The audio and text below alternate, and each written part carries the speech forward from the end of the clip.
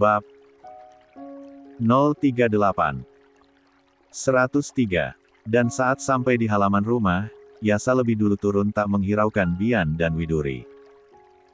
Yas. Tapi Bian segera menyusul dan mencoba mengejar langkah Yasa. Yasa menahan langkahnya walaupun dengan keadaan hati yang masih kacau.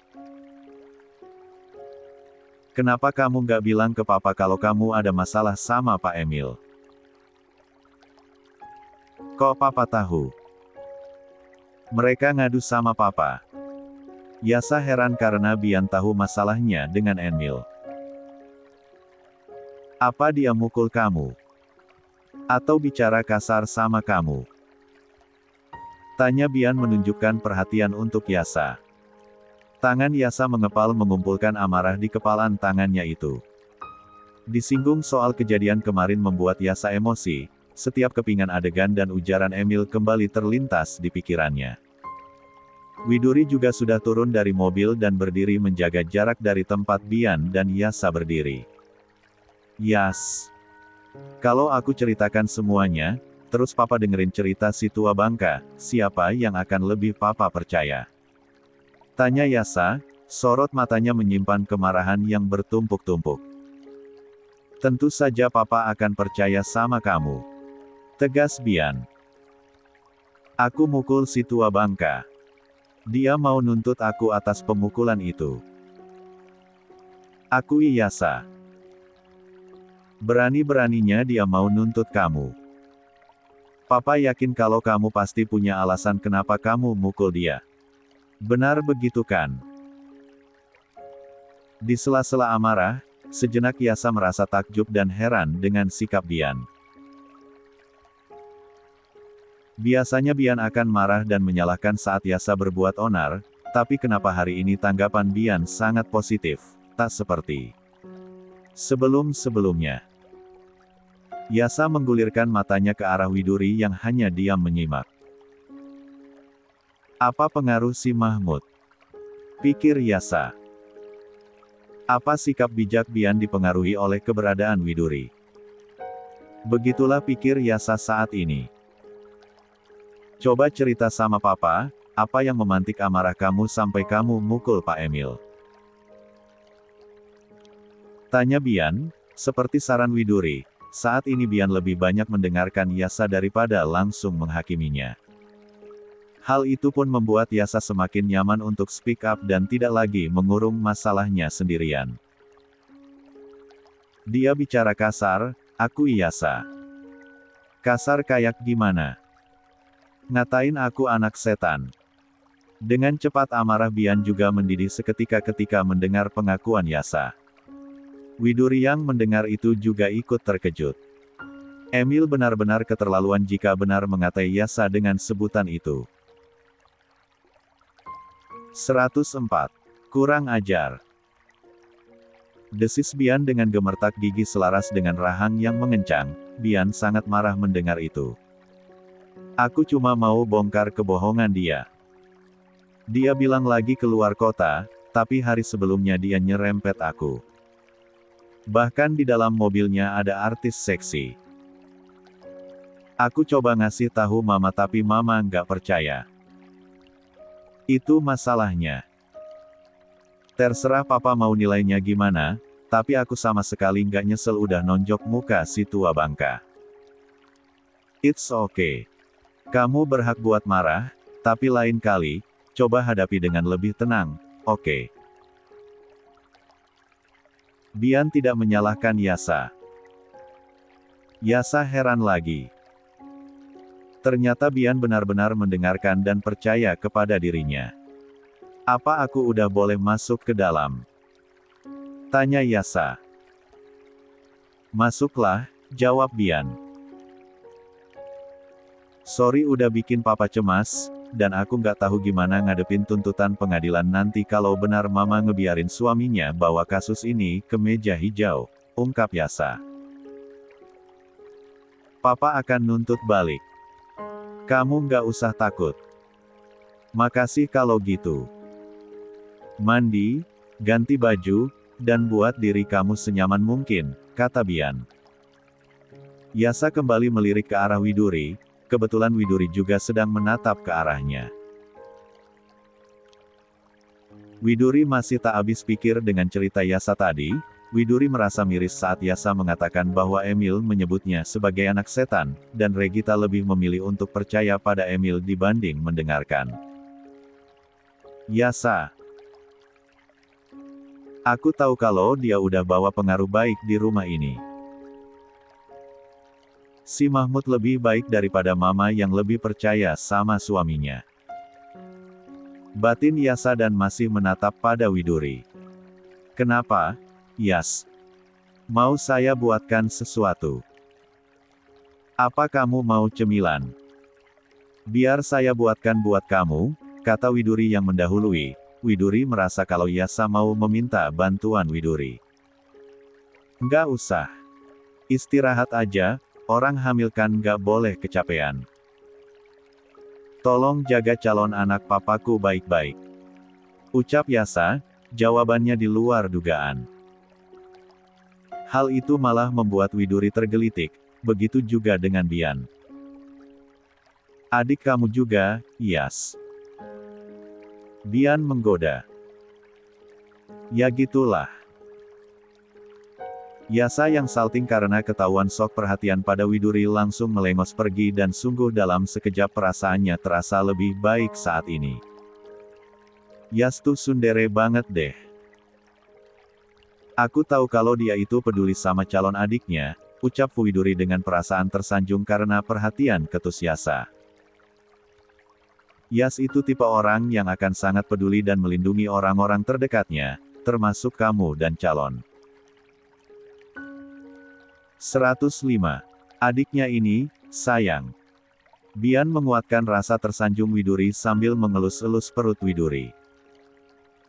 Aku beruntung banget ada di sini. Saat anak kita lahir nanti, dia sudah punya dua pria yang akan selalu menjaga dan melindungi, yaitu papa dan abangnya. Ya, kalian punya dua pria yang akan selalu menjaga kalian.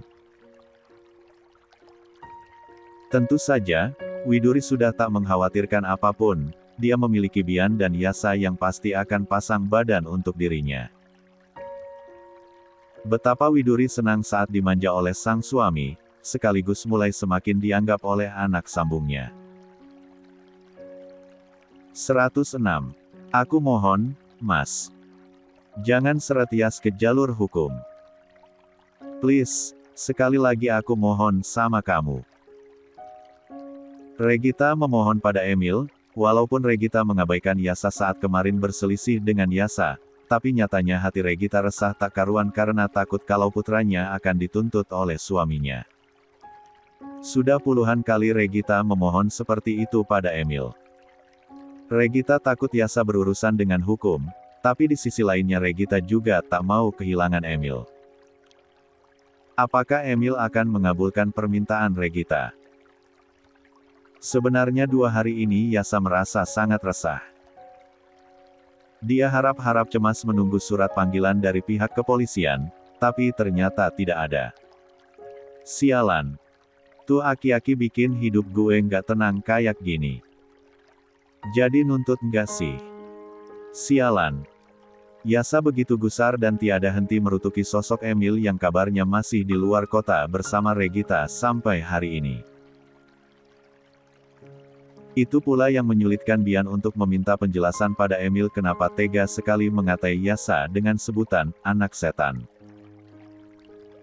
Bian sangat tersinggung dengan hal itu, tapi Bian masih berusaha menahan diri dan lebih memilih untuk meminta penjelasan dari sumbernya langsung, face to face. Saat sedang melamun di lapangan basket, Yasa melihat Lanina berjalan di koridor dengan seragam kotor. Beberapa orang menertawakannya, entah apa yang terjadi pada Lanina kala itu. Yasa pun meninggalkan teman-temannya di lapangan dan segera bergegas menyusul langkah Lanina yang berjalan menuju ke area toilet. Nin. Yasa berhasil menyusul Lanina sebelum Lanina sempat masuk ke area toilet khusus siswi. Lanina sekarang agak segan bertemu dengan Yasa. Lanina berusaha menghindari tatapan mata Yasa. Ada apa? Kenapa rok kamu kotor begitu? Tanya Yasa saat melihat ada noda lumpur di bagian belakang rok Lanina. Tadi aku duduk sembarangan, ini lumpur. Emang kamu duduk di mana? Di kantin.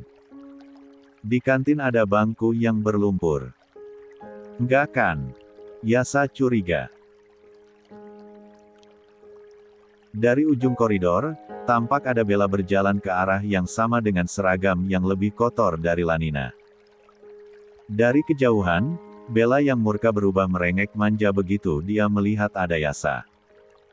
Yas. Panggil Bella dengan manja, keadaannya lebih kacau dari Lanina. 107. Ini pada kenapa sih? Kamu juga berlumpur begini, Bel? Tanya Yasa semakin keheranan. Dia yang udah bikin aku begini, Yas. Nggak sopan banget sumpah nih anak baru. Sama kakak kelas berani banget berbuat begini.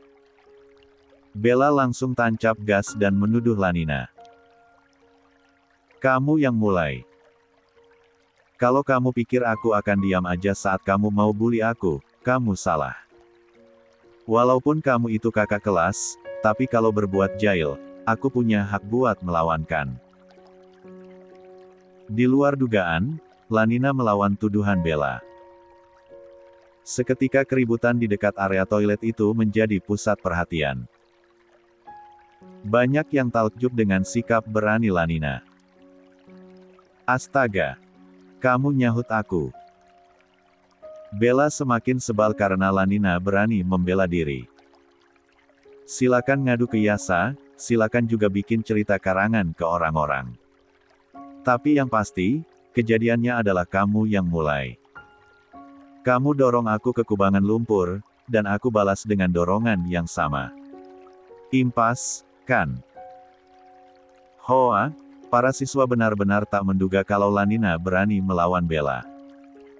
Lanina tidak gentar, dia hanya menceritakan yang sebenarnya tanpa ada yang ditutup-tutupi.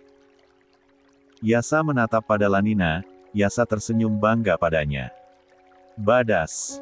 Baguslah, Nin. Sebaiknya kamu jangan mau ditindas sama siapapun. Termasuk sama ibu kamu juga harusnya. Batin Yasa. Cara Yasa menatap Lanina membuat banyak orang cemburu terutama Bella. Dih.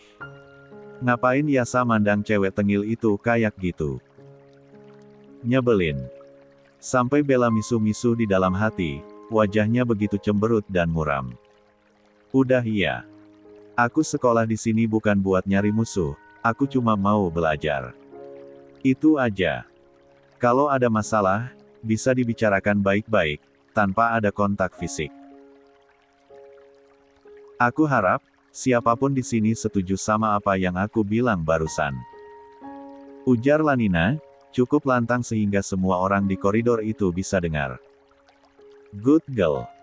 Puji Yasa sambil mengusap ubun-ubun Lanina, mengusapnya dengan tatapan bangga. Rasa cemburu Bella semakin menjadi-jadi. Tapi beberapa orang sangat setuju pada Lanina yang mematahkan dominasi Bella di sekolah Bina Harapan. Maaf, Yas.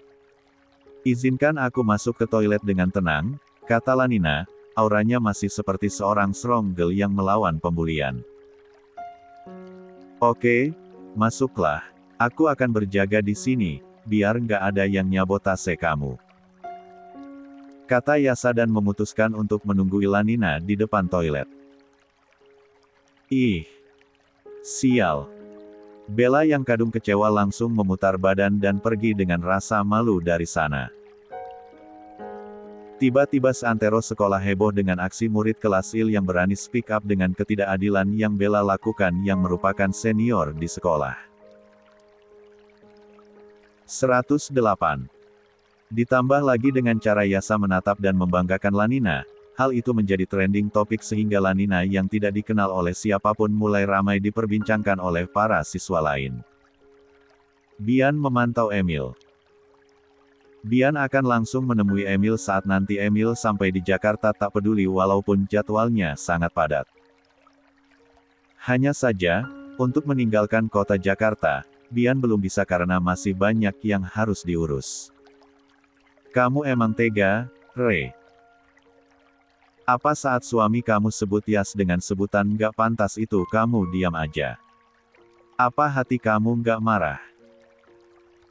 Apa udah sebuta dan setuli itu kap kamu? Sungguh Bian kecewa sekali dengan Regita yang bahkan tidak menenangkan Yasa, yang merupakan anak kandungnya sendiri. Belakangan pikiran Bian memang terbagi-bagi dan hampir tersita dengan masalah Yasa dan Emil. Widuri mengetahui dan mengerti hal itu, padahal saat ini penyakit ngidamnya sedang kumat, tiba-tiba Widuri ngebet mau makan mangga muda yang dipetik langsung dari pohonnya. Aduh, Non. Nunung minta maaf banget, sampai ke ujung blok ini, nggak ada satupun yang punya pohon mangga yang udah berbuah. Nunung sampai harus keliling komplek dan keramaian untuk memenuhi hasrat ngidam Widuri. Kayaknya emang belum musim berbuah ya, Bi. Widuri terlihat agak kecewa. Baru mau mulai, Non. Beberapa udah ada yang berbunga, ada juga yang udah berbuah, tapi masih kecil-kecil banget, masih pahit buat dimakan. Maaf ya udah ngerepotin, Bi. Mungkin kalau nyari di pasar mah ada, Non.